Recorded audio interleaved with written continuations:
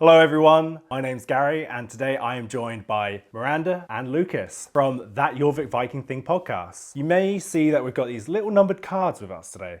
That's because we're going to be ranking our favourite top 5 podcast episodes. My number 5 is Modern Viking Music with Alex Milas.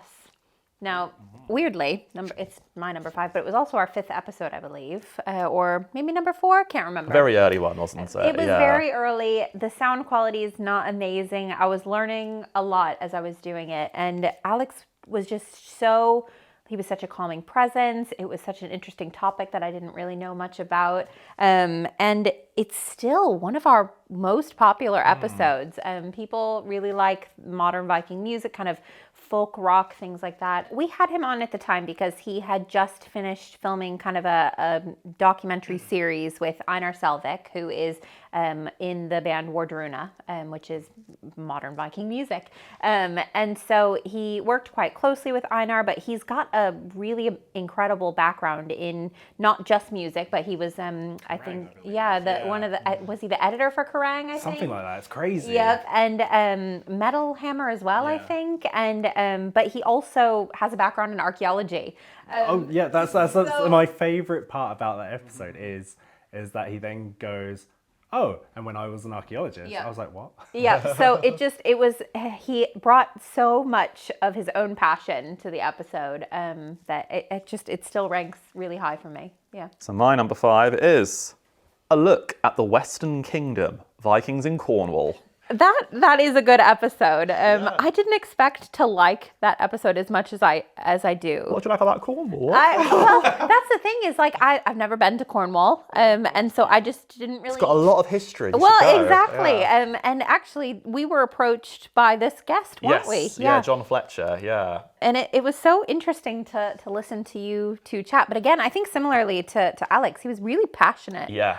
Is that why you've put it at number 5? Because the guest that you had in there was really passionate? Yeah, he was very passionate, and also it was great learning about a different area. Cornwall's not what comes to mind when you think about the Vikings, is it really? No, it's JORVIK, obviously. Yeah. JORVIK, York, that's what I think. Yeah. The narrative we have is the Vikings come and they settle the north and the east of Britain. Anyway, the southwest tip of Britain. Let's talk about the Vikings there.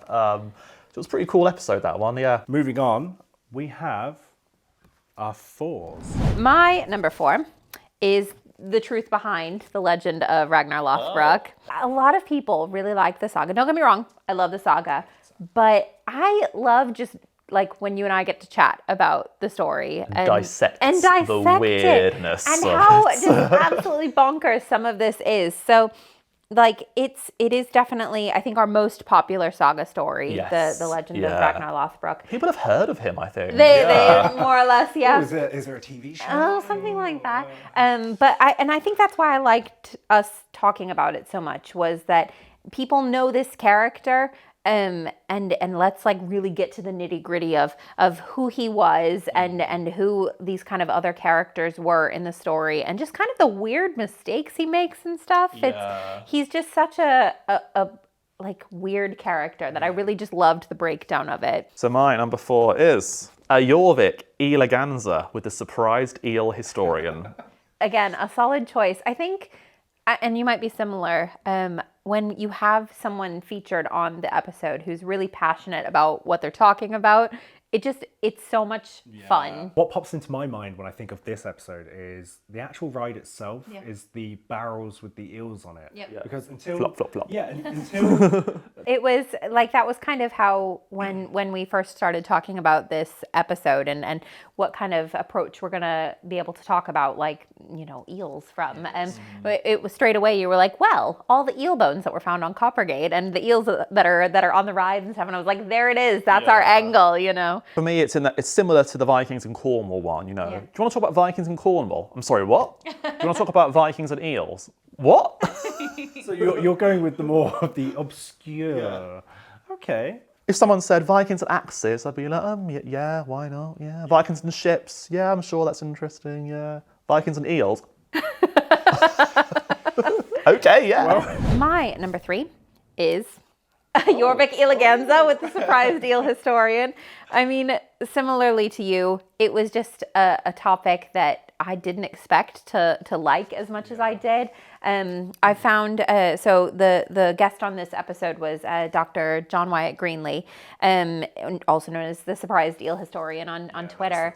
And I followed him on Twitter after he tweeted about someone paying their rent in eels. And eventually I saw him tweet about someone in New York paying for their rent in eels. And so I reached out, I sent him like a DM on Twitter, and I was like, would love if you could come on the episode. And he was keen.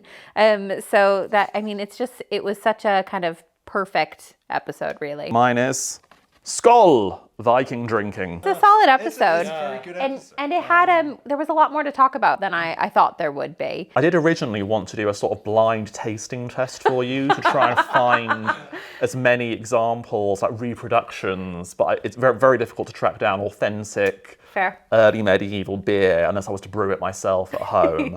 I went down a rabbit hole of learning about different grape varieties as well to try and find the closest match to Viking Age wine as possible, and it was very expensive. Oh, so we fair. did not do a blind taste test. We just spoke about it, and for a podcast, that probably makes more sense. My number 2 is Draugr, Saga of the Viking Undead. Ooh.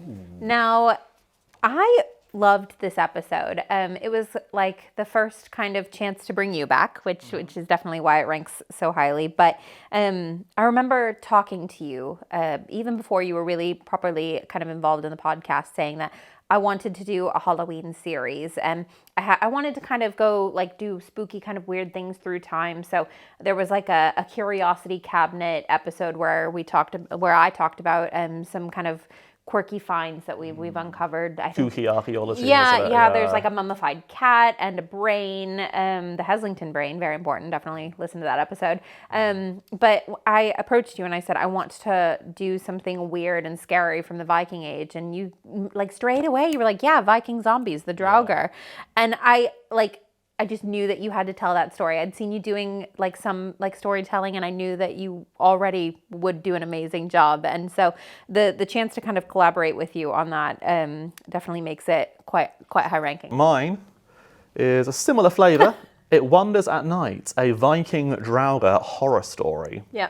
So this is the following Halloween, this one, I believe, I think isn't so, it? yeah. Yes. So that one is great. Yep. By this one, I think we'd really found our stride. We definitely. That first one, we were a bit new to the narration and sound effects. We hadn't started using voice actors yet, had we, by that point? No. It's a bonkers story, It that is. one, isn't it? Because it's kind of 3 separate ghost stories, It if I is. remember. Like there's like these like haunted bed linens that kick everything off. Yeah. And then raining blood, and then the zombies come. And there's the mean man in the first bit, isn't there? Who's a zombie, then he's gone. Yep. Haunted bed sheets. Yep. Mass zombie outbreak, and they go to court. Oh, that's right. I forgot that's how that resolved. And then the zombie from part 1 comes back and is reincarnated As a cow. as a demon cow. Yep. Total change of pace. My number 1 is Everyday Viking Women. That is a really recent one for us. This came out in March. Yeah, March for International Women's History Month. And I really liked to take the opportunity to talk about the incredible work that Viking women did that just kind of gets glossed over a lot, you know?